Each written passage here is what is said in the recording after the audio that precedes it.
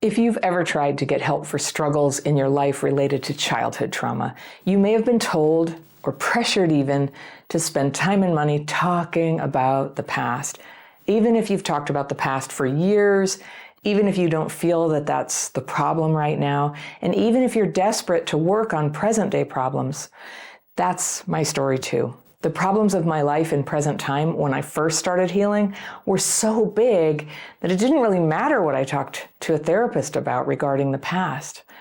I get that it's important to talk at some point about what happened to us, but I don't believe that infinite talking about it is the ultimate solution.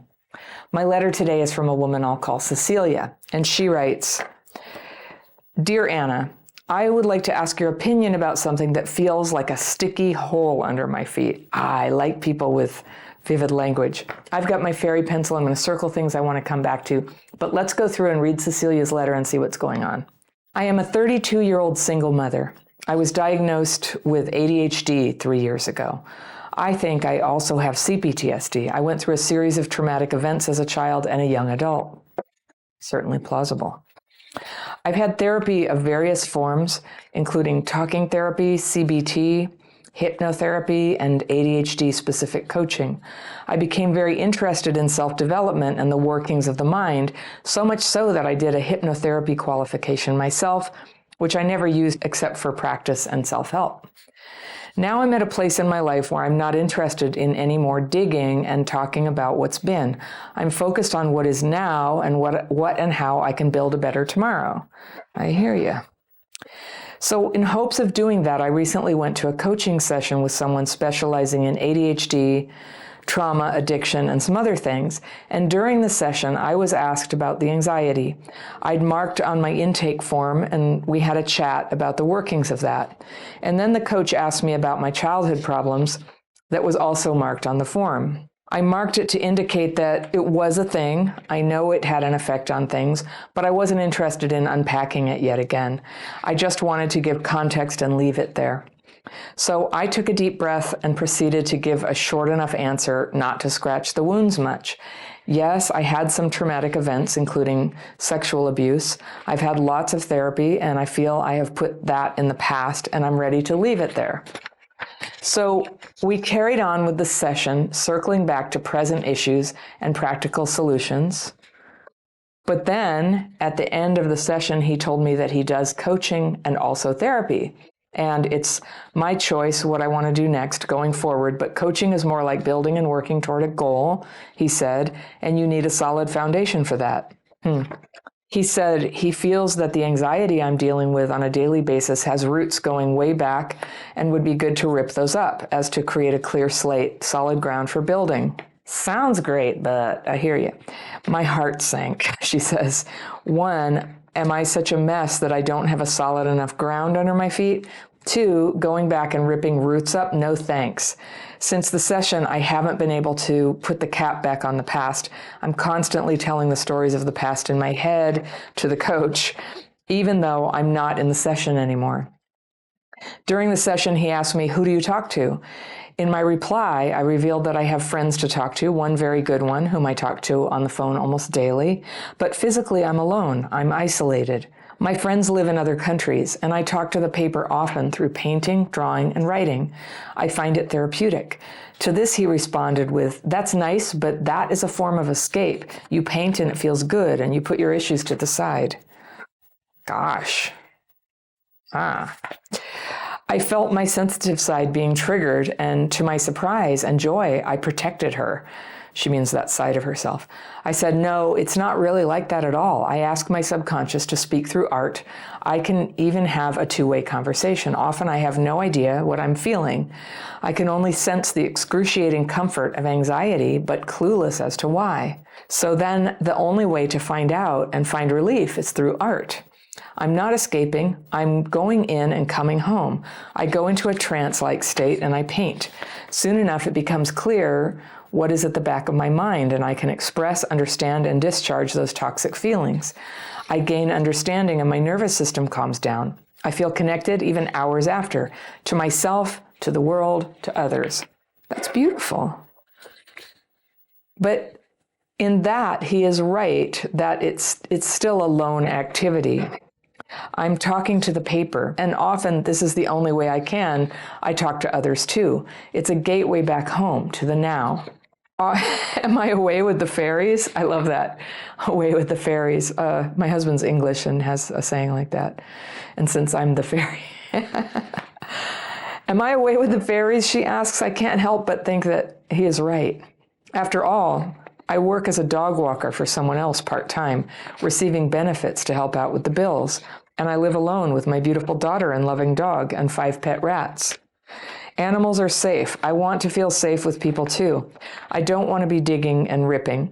I think I need help to overcome the isolation I voluntarily put myself into. A glass cage that keeps me safe but no longer sound. I want to be able to have a friend over without the shame about the state of the house that is often a mess. And despite my desperate attempts of keeping it nice, I'm struggling with the tasks of being a grown-up because anything involving planning, organizing, routine, and executing is challenging. And because I'm alone trying to be the whole village that it takes to raise a child, I'm trying to be the whole village. I love that. And she says that includes my inner child. My relationship with my parents is good from a distance. I need lots of time to recover and discharge the stress chemicals that build up each time I visit. Oh, kind of good, maybe not all the way there. My mom is highly anxious, critical, and harsh. It's a very fine line between good and, oh God, no, let me get out. I haven't seen my dad in 2 years. We talk on the phone. My stepdad is kind. I feel stupid around him, not sure why. So I'm stuck. I don't know what to do. I worry about my finances, work, well-being of my kid and animals, because at times I find it hard to be okay with myself. I'm a fighter. I'm not about to give up, but the thought of that does give me relief. Like just retreat into isolation. Heck yeah, we all have that fantasy, but it doesn't last, does it? Shall I focus on relationships, finances, anxiety, or what first? Who do I ask? I feel that anxiety will take care of itself if I can get to a more secure place in at least one area of life. But how? I feel like it is a constant juggle. I have the tools, the hyper-awareness even, the motivation, but not the how to actually do it sustainably. I can't do structure. I can't hold focus long enough. I have given up enough, reduced and eliminated all distractions and toxic relationships, friendships I could think of. Now the building and making new connections. But how? Please tell me there is hope. There's hope. There's hope. Don't you worry. Recently, I gave myself a middle name, Faith. I believe in love despite all the heartbreak. Something in me, her, little Faith, still holds the vision of a happy life. Good, but I can't keep seeing it only. I need to leave my glass cage. Where to go? How? How do I make connections without scarring myself even more? Or is it part of the process? And that is from Cecilia. Cecilia, I love this letter. I love how in touch with yourself you are. I'm with you. I don't know about this coach. If that's how you feel about him, there is no need for you to keep going. You can focus instead on something that feels nourishing and harmonious with what your instinct tells you you need. You don't strike me as somebody who is escaping or is in denial. I like your ways of self-regulating, the paper, the art. It sounds very reasonable to me. That is not escape. It's just not the whole pie of your life. And that you seem very honest and straightforward and understanding about like, yeah, you need to have more connection in your life. So first, as somebody who was a single mom for 9 years, perceptions about what is possible at that time need to be taken with a grain of salt because it's a very hard time and you're here, you're on benefits, you're walking dogs, somehow you're getting some therapy, which is great. And, to pay for that, a lot of people in that situation wouldn't have that. But I'll tell you something. When I was in therapy a bunch 30 years ago, before I found the techniques that worked for me to overcome these problems, it was free because I had been attacked on the street. This whole pot of money was just sitting there for me to spend on therapy. And I ended up walking away from it because I didn't need it anymore when I found something that did work for me. So you've been diagnosed with ADHD. I don't question professionals' diagnoses. I don't diagnose, but I will tell you, generally speaking, a lot of people say that ADHD is often a misdiagnosis, that what's actually going on is complex PTSD. That is certainly possible for you. It has many overlapping symptoms. Some people have both ADHD and CPTSD. And in my view, it's really helpful to just see, well, what lens on this actually helps you? Which way of looking at it supports you to create that structure that you need, to create a path forward. So you sound a little bit stuck, so I'm going to propose to you a couple of alternatives here, or at least one big one. I relate to you very much. I find people overwhelming, but I'm not an introvert. I need people. And I found single parenting to be so isolating. And there were a number of reasons why of what was going on in my life. I was having problems that alienated me from other moms. Like the breakdown of my marriage. They didn't like that. They weren't comfortable around that, I think. But also I had hospitalizations. I had this really terrible boyfriend for an episode there that really scared people. So I had a lot of stuff going on. But then also I lived 20 minutes away from the school my kids went to, in the half wilderness. And that my kids could never go play with anybody without me going and driving them and making a play date with some other parent and feeling awkward with the parents. So we were isolated, and being isolated makes everything harder. In the short term, it makes everything easier because being around people is a trigger. It's, people are triggering. When you have complex PTSD, that's pretty much the norm, is that being around people and interacting with them, it sets off neurological dysregulation. Neurological dysregulation leads to an inability to focus. And who has time for that? We're always trying to do the best we can to keep our heads together, stay on task, keep everything organized, care for the child. It's a lot to do, isn't it? It's a lot. It's a lot to stay on schedule for, and staying regulated makes everything better. So it's almost without even a conscious decision, and we start to pull away from other people to control that trigger. But here's the thing. The longer you do that, avoiding people to control the CPTSD starts to fester, and it can get a little worse, and it can get worse again after that. And so part of how we treat the CPTSD is by staying connected. But I loved your question because you very aptly recognized it's gradual. If you have this sensitivity, you don't just run out and join 10 clubs and start hanging out with everybody. That would quickly overwhelm you, and then you'd go even deeper in your cocoon, if you're like a lot of us. I think you are. And so you do it slowly. We call it titration. Titration is a medical word for a little at a time. You can do it with a medicine that's going through an IV drip in medicine, where it's a little at a time, and we see, does the fever come down? Yes, okay, we won't increase it. No, not coming down, we turn it up. And so it is with interacting with people, and we start with small things. So I'm just going to tell you, I have a course that's for this. It's for people with childhood PTSD who are suffering with being able to connect right now, either as a lifelong condition or made worse by the pandemic or by a trauma more recently in life where you just feel like you can't deal. And it's a course that walks you through a bunch of one little thing at a time, practical steps. And what I recommend to everybody who's trying to heal from a trauma-related thing, however you're approaching it, is you need the tools that help you do the positive thing. It's kind of like, putting stepping stones in front of you rather than just going, oh, look, there's the desert, go walk through it and figure out where to go. You lay the stones out with activities and go, here's a little for today and some for tomorrow.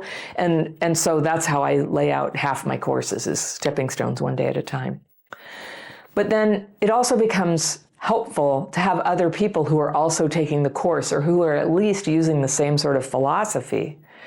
And in my philosophy and my experience, digging up the past is brutal, it's dysregulating, and I have had plenty of chances to talk about the past, partly in therapy that ended up too dysregulating for me to benefit. In 12-step meetings, I went to a program for families of alcoholics for a long time. And there I had the chance to really talk in detail about what happened, and sometimes listening to other people's stories. I had this, profound feeling of recognition. I had that too. And then friendship with people who understood. It's very positive. It's not perfect. And the people who turn up at my membership program and the people who go to 12-step, they're there because something's hard for them. So sometimes people are like, hey, these people have problems. It's like, yeah, that's why people work on their trauma. There's a problem. I certainly consider it's like a tribe, and it's the first time I've really felt at home with people is to be with other people who have CPTSD. So I really love the membership. I love the live events where we get to meet in person. I invite you. I mean, come check it out. And we have a monthly thing where you can just try it for a month and see how it goes. But in it, you can take all the courses, you can come to my webinars, and you can, there's like group coaching that I do every 2 weeks with the members. But there's also this Facebook group. It's secret, like nobody gets in, and that's where people can talk to each other and ask questions and go, have you ever tried to, go to a school function, but you were the only single parent there? Questions that you have, and people share their experience with you. Or have you ever gone to a coach and they said you had to dig it up and you felt instinctively that you didn't want to about the past? And they can share you can ask for experience from people with that. Even the very act of talking to other people is very powerful to start kind of dispelling the magic gravity of terrible things. It feels bigger than it is sometimes, or sometimes it doesn't feel big enough. We're in denial about the seriousness of something. So we gently can sort of come back. And the fact that it's online, it's a little less, there's less potential for overwhelm than doing it like with neighbors or people you see all the time. For better and worse, it's online. I don't know if you know this, I lead daily practice calls every 2 weeks. I teach this free course with techniques to calm your nervous system and so many other benefits. And with your anxiety, I just want to don't spend any money yet. You don't have to. Come take my free course, the daily practice. It's always linked down below in the description section. It's always featured on my website, crappychildhoodfairy.com. And it's a free, simple technique that you can use to re-regulate your nervous system. But also there's so much more to it than that. It's a way to kind of face what the thoughts are gradually, to sort of see what it is, and to be able to open up a few hours in your day after you do it where you feel less troubled by things. Your thoughts and feelings are less jammed up in your mind.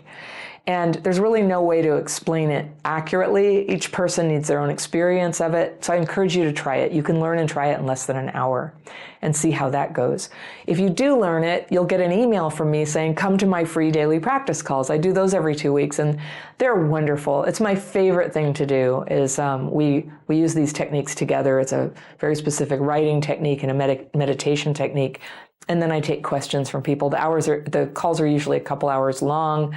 And I love them. It's a very wonderful group of people there. And we all learn so much from what people share and talk about there. So you could come to that. And that's a way to have community for free. And then the membership, it's like a smaller community where it's easier to get to know the individual people. And they have peer-led daily practice calls like several times a day. And that's a lot where I think people get to know each other here. So I just want to, it's a lot of talk about stuff that I offer, but I want you to know about it because it's designed for people just like you. It's for people like you to make it easier and give you support, to give you tools and community to be able to do what you kind of instinctively know you need to do. There's a lot of artists in there, all kinds of people with different professions and pasts and things.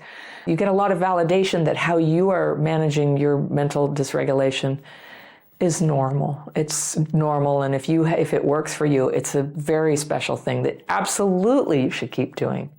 So maybe we'll see you there. If anybody is wondering about membership, there's always a link down below in the description section. If you want to take my daily practice course, that's a way you can put your toe in the water and see if you like this method. My healing method is different than anything you've tried before. And you can start with the free course, and that is right here, and I will see you very soon.